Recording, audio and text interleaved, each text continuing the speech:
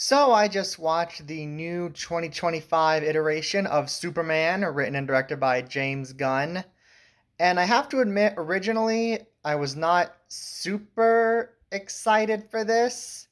I'm not super crazy about Superman. I don't care about him that much. He's not one of my favorite heroes or anything. And I thought when making a movie about Superman, this would end up like toning down James Gunn's usual style, like the kind of movies he usually makes. I thought this would be a lot more like serious and it wouldn't be as campy as something like Guardians of the Galaxy. But then I heard that it was actually more in line with James Gunn's usual style, so I thought, all right, you know what, I'll give Superman a chance. I went ahead and saw it, and I liked it. This is a good movie. I will say it is the weakest out of the James Gunn superhero movies that I've seen, but it is still good. I liked it. So first of all, David Corn Sweat, very good. I liked him in the movie. He's pretty much exactly what I would want from Superman.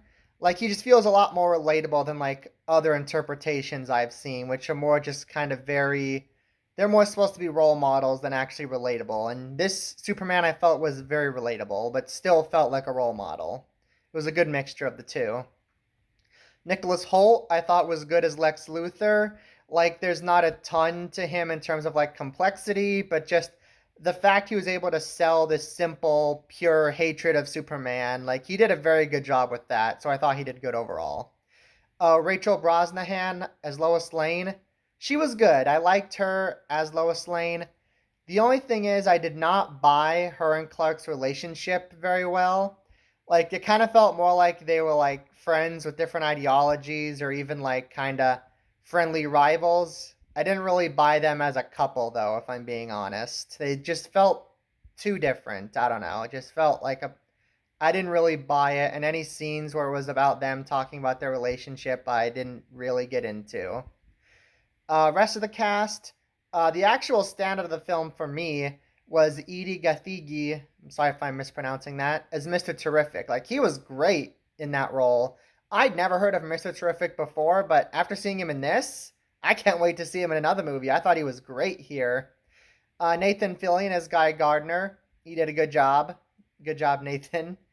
He played the role well. He did not feel useless. The of the Justice Gang, I will admit Isabella Merced as Hawkgirl was kind of a weak link, but honestly, she did a good job for most of it. It's only when she was like screaming like as her character. I found that aspect of Hawkgirl kind of annoying, but other than that, she was good other than that. And I liked them overall, the Justice Gang. James Gunn's direction here. Let's get to some technicals now. Gunn's direction was really good. He had a very. It's clear he had a vision for how he wanted to direct the movie. The action in this movie, almost perfect. I really have to be honest. Like this, pretty much it's exactly what I would want from a Superman movie in terms of action. In that regard, I have no complaints. Like the only thing I will say is that there was one action scene involving a river that I thought was kind of whatever.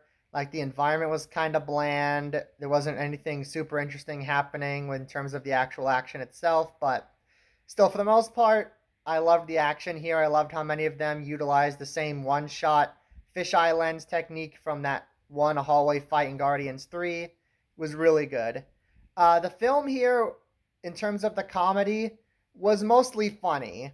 Like, there were some running gags that didn't work, but for the most part, when they told a joke, I did laugh at it. Actually, there is one running gag. Like, the amount of times they say the words secret harem in a Superman movie, I just find really funny.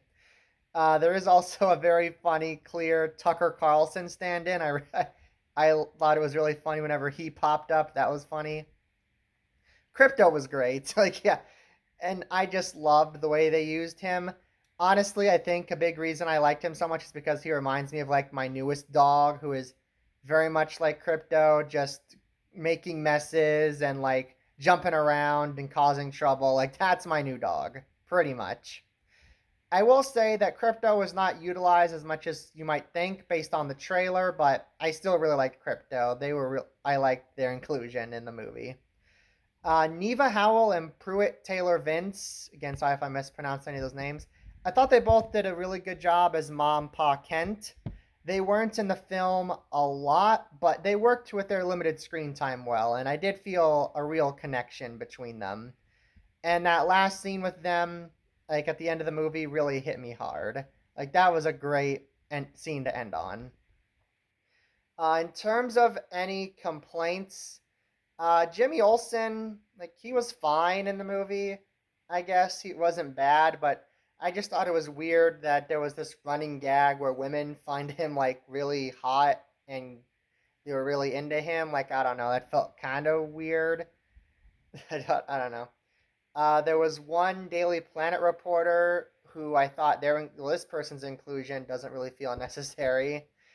And they constantly wore these really low cut tops, and I was like, okay, what's the point of this? Why James Gunn feels like he's getting his perv on whenever he shows that character.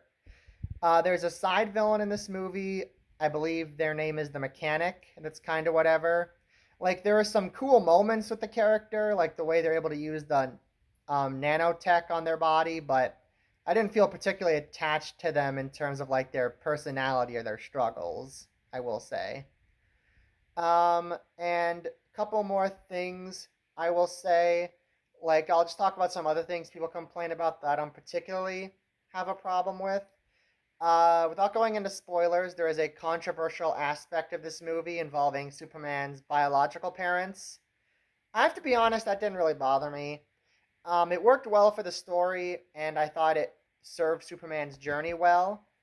And some people kind of complain about the story feeling like just an issue of a comic rather than an actual film. Didn't really bother me. It worked for me. Like nothing felt too distracting. I thought everything worked together well enough, and I did like everything they showed in terms of the story. I didn't need to see Superman's origin again. Like anybody going to see a Superman movie in 2025 knows the origin. Like they didn't need to do it for the Batman, they didn't need to do it for Spider-Man Homecoming, and they didn't need to do it here. So I thought that was fine. I will say though the story does begin 3 weeks after Superman steps in and potentially stops a war. I do feel like it would have been more interesting if we'd actually seen that happen. But again, they do things that are interesting with that story. So yeah, overall, I will say the product does not feel like as great as like the Guardians of the Galaxy movies or the Suicide Squad movie James Gunn made. But still, I did enjoy this, and I think James Gunn fans and Superman fans will both have a good time. And I'm going to give Superman a B. I will say I am very interested in seeing where these characters are taken, so I will continue to keep an eye on this new DC cinematic universe. So those are my thoughts on Superman 2025.